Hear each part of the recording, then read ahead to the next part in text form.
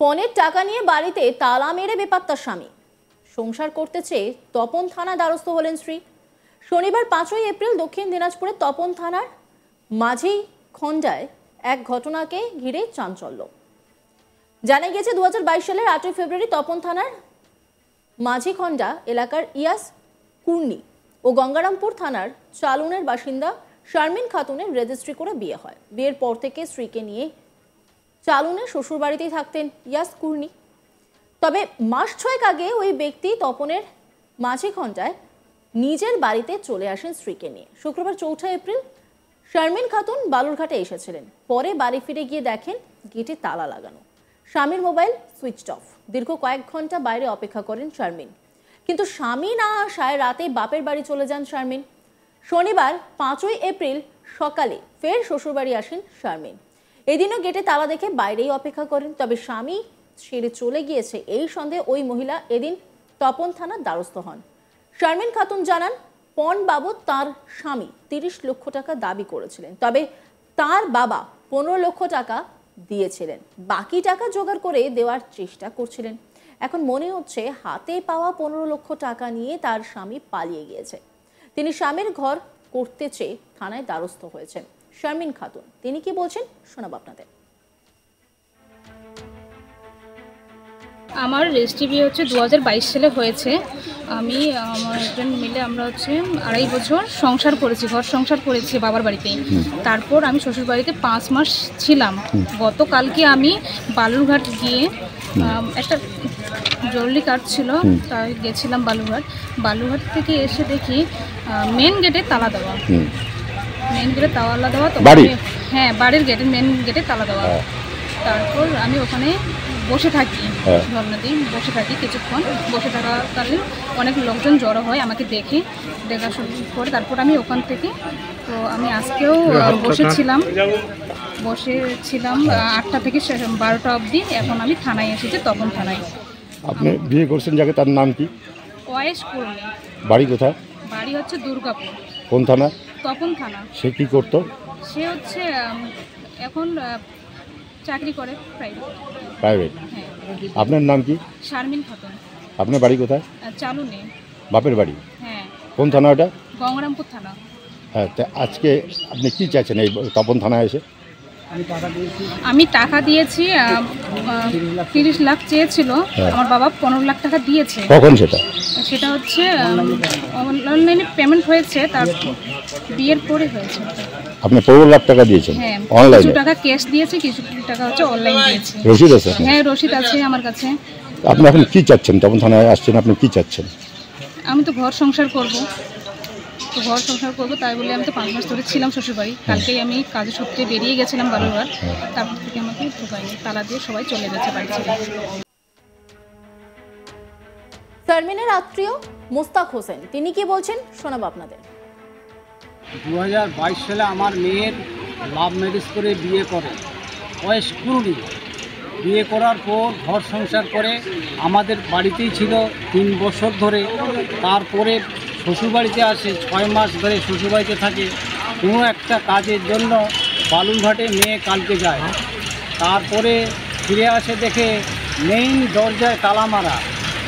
বাধ্য হয়ে সে ওখানে ঘন্টা 4 অপেক্ষা করে, তারা আসে না আসার দরুন সে আবার বাড়িতে যায়। বাড়িতে গিয়ে পরের দিন সকালবেলা আবার আসে, দেখে তালা মারা দেখে সে ওখানে ধর্নায় বসে যায়। 10টা থেকে 12টা পর্যন্ত ধর্নায় বসে যাওয়ার পর যখন তাও খুলে না, তখন বাধ্য হয়ে সে তপন থানায় আসে এবং সেই সমস্ত ঘটনাটা তপন থানায় বলার জন্য এসছে। তপন থানায় আপনারা কি চাচ্ছেন? আমরা চাইছি মেয়েটা যাতে সংসার করে শান্তিভাবে। আমরা তো অলরেডি 30 লক্ষ টাকা চেয়েছিল, 15 লক্ষ টাকা আমরা অনলাইনে পেমেন্ট করেছি। অনলাইনের রিসিপ্ট আমাদের কাছে আছে। জামাইয়ের নাম কি? জামাইয়ের নাম ওয়াইস কুর্নি, বাড়ি হচ্ছে দুর্গাপুর, থানা হচ্ছে তপন। আপনার নাম কি? আমার নাম মোস্তাক হোসেন, বাড়ি হচ্ছে প্রাণসাগর, ওই চালুন অঞ্চলেই। আর থানা হচ্ছে আমার গঙ্গারামপুর। এটা আপনার কি ভাস্তি হবে, মামাতো ভাইয়ের মেয়ে ভাস্তি হবে। পণের টাকা নিয়ে বাড়িতে তালা মেরে বেপাত্তা স্বামী। সংসার করতে চেয়ে তপন থানার দ্বারস্থ হলেন স্ত্রী। শনিবার 5ই এপ্রিল দক্ষিণ দিনাজপুরের তপন থানার মাঝিখণ্ডায় এই ঘটনাকে ঘিরে চাঞ্চল্য। জানা গিয়েছে 2022 সালের 8 ফেব্রুয়ারি তপন থানায় মাঝিখণ্ডা এলাকার ইয়াস কুর্নি ও গঙ্গারামপুর থানার চালুনের বাসিন্দা শারমিন খাতুনের রেজিস্ট্রি করে বিয়ে হয়। বিয়ের পর থেকে স্ত্রীকে নিয়ে চালুনের শ্বশুর বাড়িতেই থাকতেন ইয়াস কুর্নি। তবে মাস 6 আগে ওই ব্যক্তি তপনের মাঝিখণ্ডায় নিজের বাড়িতে চলে আসেন স্ত্রীকে নিয়ে। শুক্রবার 4 এপ্রিল শারমিন খাতুন বালুরঘাটে এসেছিলেন। পরে বাড়ি ফিরে গিয়ে দেখেন গেটে তালা লাগানো। স্বামীর মোবাইল সুইচ অফ। দীর্ঘ কয়েক ঘন্টা বাইরে অপেক্ষা করেন শারমিন, কিন্তু স্বামী না আসায় রাতে বাপের বাড়িতে চলে যান শারমিন। শনিবার 5ই এপ্রিল সকালে ফের শ্বশুরবাড়ি আসেন শারমিন। এদিনও গেটে তালা দেখে বাইরেই অপেক্ষা করেন। তবে স্বামী ছেড়ে চলে গিয়েছে এই সন্দেহে ওই মহিলা এদিন তপন থানার দ্বারস্থ হন। শারমিন খাতুন জানান, পণ বাবদ তার স্বামী 30 লক্ষ টাকা দাবি করেছিলেন। তবে তার বাবা 15 লক্ষ টাকা দিয়েছিলেন। বাকি টাকা জোগাড় করে দেওয়ার চেষ্টা করছিলেন। এখন মনে হচ্ছে হাতে পাওয়া 15 লক্ষ টাকা নিয়ে তার স্বামী পালিয়ে গিয়েছেন। তিনি স্বামীর ঘর করতে চেয়ে থানার দ্বারস্থ হয়েছেন। শারমিন খাতুন তিনি কি বলছেন শোনাবো আপনাদের। আমার রেজিস্ট্রি বিয়ে হচ্ছে 2022 সালে হয়েছে। আমি আমার হাজব্যান্ড মিলে আমরা হচ্ছে 2.5 বছর সংসার করেছি, ঘর সংসার করেছি বাবার বাড়িতেই। তারপর আমি শ্বশুর বাড়িতে 5 মাস ছিলাম। গতকালকে আমি বালুরঘাট গিয়ে একটা জরুরি কাজ ছিল, তাই গেছিলাম বালুরঘাট থেকে এসে দেখি মেন গেটে তালা দেওয়া। মেন গেটে তালা দেওয়া তো হ্যাঁ, বাড়ির গেটে মেন গেটে তালা দেওয়া। তারপর আমি ওখানে বসে থাকি, ধর্ণা দিই, বসে থাকি কিছুক্ষণ। বসে থাকাকালীন অনেক লোকজন জড়ো হয়, আমাকে দেখা শুরু করে। তারপর আমি ওখান থেকে তো আমি আজকেও বসেছিলাম 8টা থেকে 12টা অবধি। এখন আমি থানায় এসেছি, তপন থানায়। আপনি বিয়ে করছেন যাকে, তার নাম কি? ওয়াইস করলে। বাড়ি কোথায়? বাড়ি হচ্ছে দুর্গাপুর। কোন থানা?